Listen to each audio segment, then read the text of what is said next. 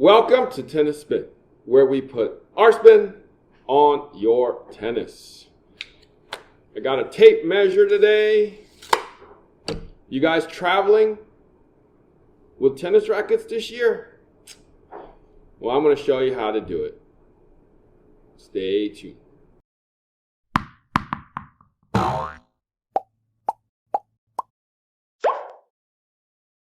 All right. Good morning. I need this right now, so hang tight. Good morning, everybody out there. Coffee sponsor of today is Jay Cha. Jay writes, "Thanks, man. I really learned a lot from your YouTube.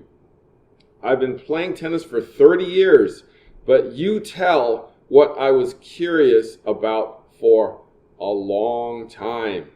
Oh, thank you, my friend. Yeah, you and I are probably the same age, and we've been playing for 30 years. So, appreciate the cup of joe. Yeah, you know, all these questions that I try to answer out there, I've had those same questions for a long time myself. So, if you want to be my coffee sponsor of the day, network is buymeacoffee.com/tennis spin. Thank you all so much for keeping the Java train rolling. I appreciate you. All right, so man, that's good today. Okay, so if you've ever have traveled before with a tennis racket, you might or you probably know a backpack is the safest way to go. So this way right there is the safest way to go, especially if you're going domestic. So meaning somewhere in the United States. You can probably get away with doing something like this internationally, but it may be better if you're going international with a big suitcase to pack it into that middle of the suitcase.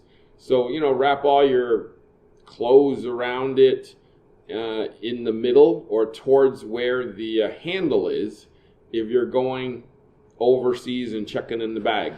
But if you really love your rackets, I mean, I would try to get on the plane like this, just in a backpack. I mean, whenever I've traveled, I've never had to check in my bag carrying it like this. I've actually been pretty lucky getting it done like this.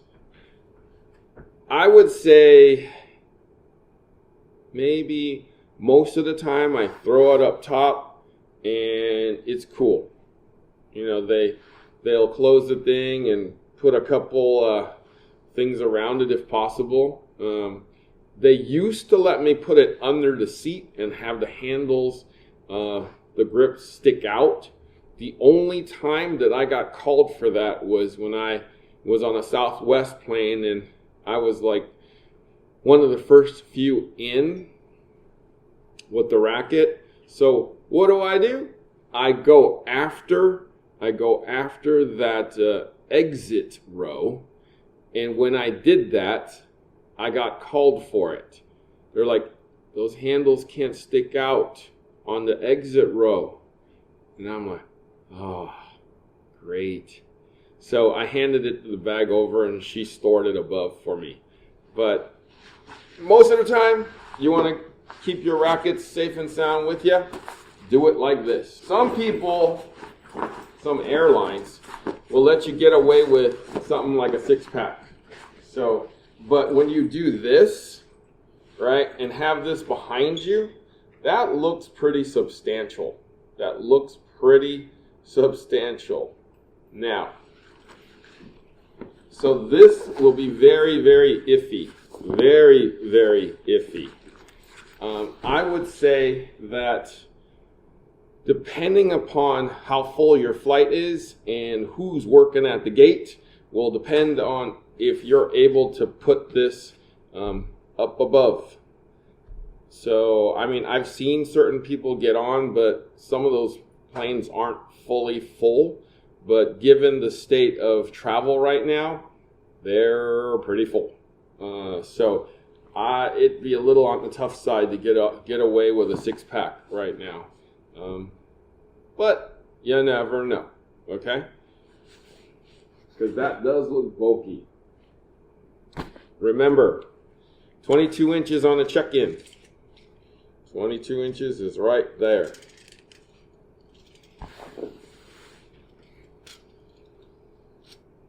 Yep. Okay. You know a racket's 27 inches, right? So 22 inches ain't gonna cut it. So take your chances with this one. I've seen the college kids try to get away with a 12 pack. With a 12. And yeah, you definitely ain't getting away with this one. Now, I've seen the kids, and I've actually asked Coach Goo, what do you do when you travel with the boys? They're like, yeah, we got to check it. We got to check it. So if you've ever seen like a college player or maybe a touring pro, they have all these tape on it from the airlines, you know, being checked in, you know, tapes and labels all over the bag, right? Well, you had to check it in, okay? And you took your chances that they didn't, you know, drop a 2-ton brick of something on top of it and crush your rackets. But you got insurance, right? Yeah, they'll give you $100 for it. Okay, now this is a standard carry-on that you can carry on domestically. Okay, so this can go. Now, this used to be the international size carry-on only, but they shrank the domestic size to this one. So it's 22 inches, 22 inches with the wheels, 22 inches, okay? Let's look at how many inches this way. Okay, we're bordering on about, they say about 9, so this is about 10, let's say, if you count to up here, okay? Now, a racket ain't gonna fit in here. I can already tell you that. But what can you do? What can you do? I already said a racket didn't fit here, but I'll prove it to you.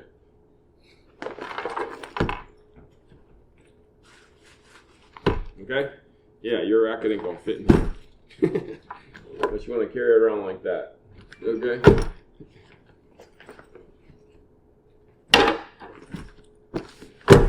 So what do you do? What do you do with your rackets?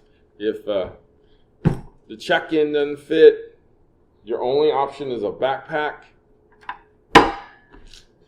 I'll show you. So, you ever wonder why all the companies are coming out with a duffel bag? Like back in the day of like Agassi and Sampras? Remember when they used to carry around those cool Nike bags that everybody wanted to carry? Like me. And I was able to get one. They were really cool.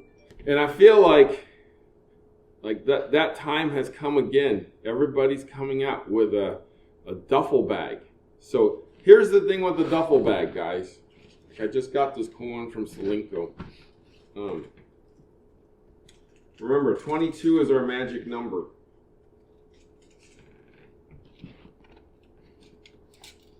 See, when you go like this, right, I have rackets in here. It's right around, it looks like it's right around 22. Right? It's weird. And then if you go this way,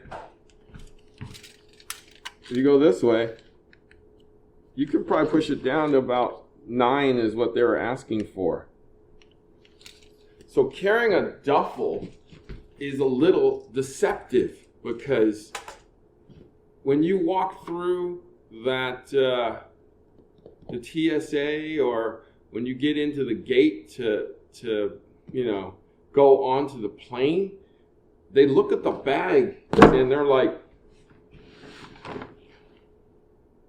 yeah, that definitely could be 22 by 9 by whatever, and they'll let you through because that doesn't look overly large. But versus when you carry around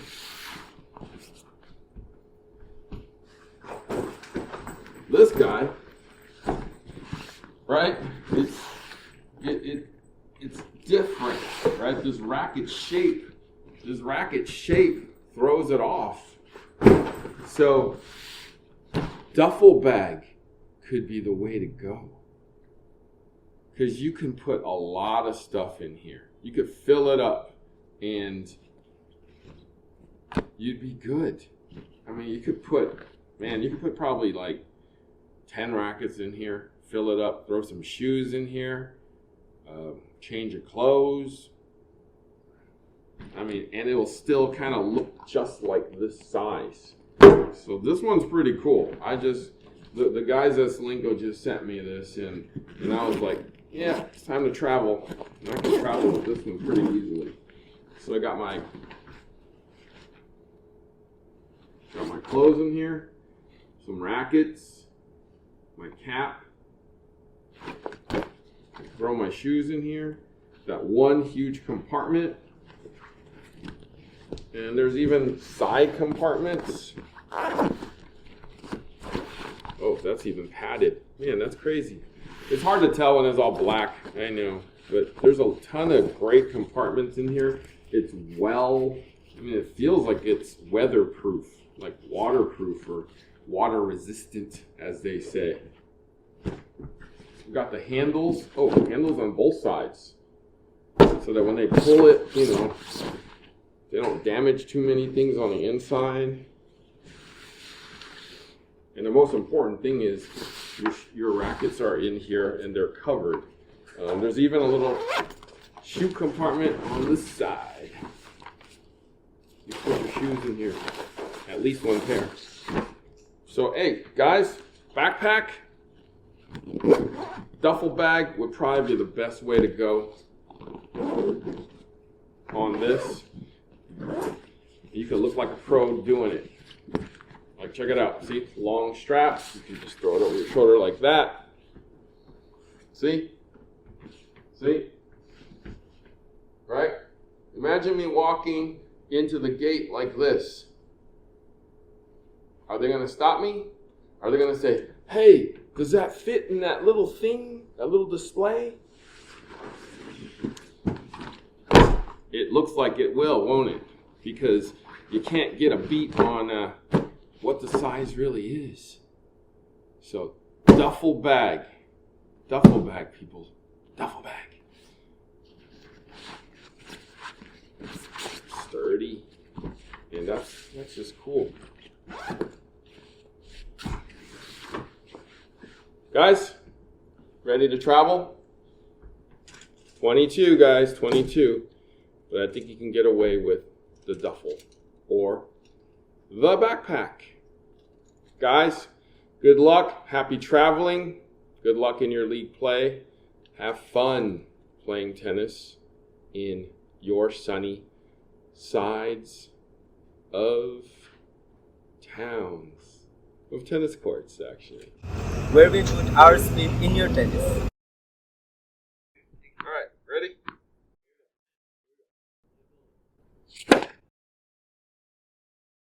Out! The ball was in! You cannot be serious. You cannot be serious! The ball hit the paint. Paint flew up. Did you not see that? Are you blind? You need an eye doctor. You cannot be serious. Oh, wait. I have swing vision. The ball is in.